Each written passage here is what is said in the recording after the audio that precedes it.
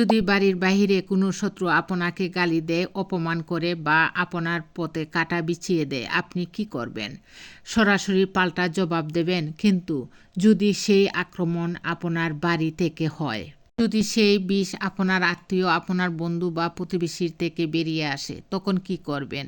এখানেই মানুষ সবচেয়ে বেশি ভেঙে পড়ে এবং এখান থেকে আসল শত্রুর সূত্রপাত।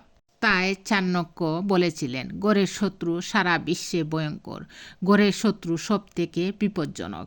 আজ আমি আপনাদের কিছু শক্তিশালী পদ্ধতি বলবো, যার মাধ্যমে আপনি লড়াই ছাড়াই আপনাদের শত্রুকে কৌশলে পরাজিত করতে পারবেন।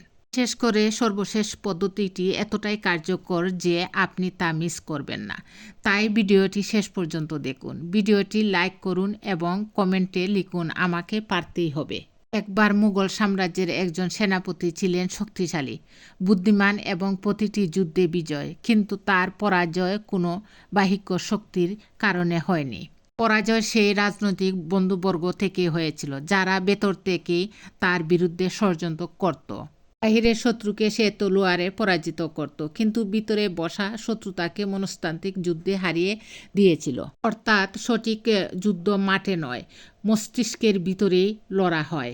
চাণক্য শত্রুকে 3 ভাগে ভাগ করেছিলেন। প্রথমত, দৃশ্যমান শত্রু, যিনি সামনে এসে কুলাকুলিভাবে বিরোধ করে।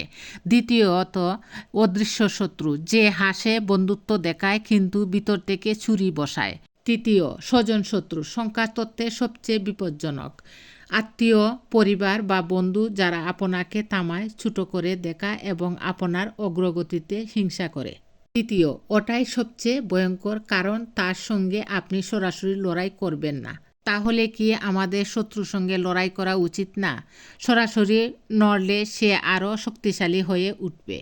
চুপ থাকলে মানুষ আপনাকে দুর্বল মনে করবে। তাহলে রাস্তাটা কি? এটাই হলো শত্রুকে লড়াই ছাড়াই হারানোর কৌশল। আজ আমরা শিখব কিভাবে শত্রুকে চিনবেন, তার খেলার কৌশলকে তার বিপরীতে কাজে লাগাবেন এবং সবচেয়ে বড় কথা, হাত না উঠিয়ে, ঝগড়া না করে কিভাবে তাকে হারাবেন।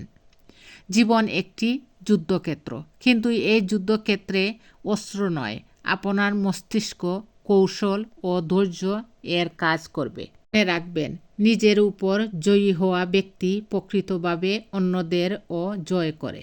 ধরুন, অফিসে একজন আছে যিনি বারবার বসের কাছে আপনার বিরুদ্ধে বিষ ঢালেন। আপনি যদি তার সঙ্গে ঝগড়া করেন, সবাই আপনাকে রাগী মনে করবে। চুপ থাকলে সে আরও বাড়বে। তাহলে কি করতে হবে? তার কথাগুলোকে তার বিপরীতে ব্যবহার করুন। সবার সামনে তার সত্যিটা কিছু না বলে উন্মোচন করে দিন। আমার ভিডিওটি ভালো লাগলে লাইক, কমেন্টস ও শেয়ার করে আমার পাশে থাকবেন। আর যারা ইউটিউব থেকে দেখবেন তারা সাবস্ক্রাইব করবেন। ধন্যবাদ সবাইকে।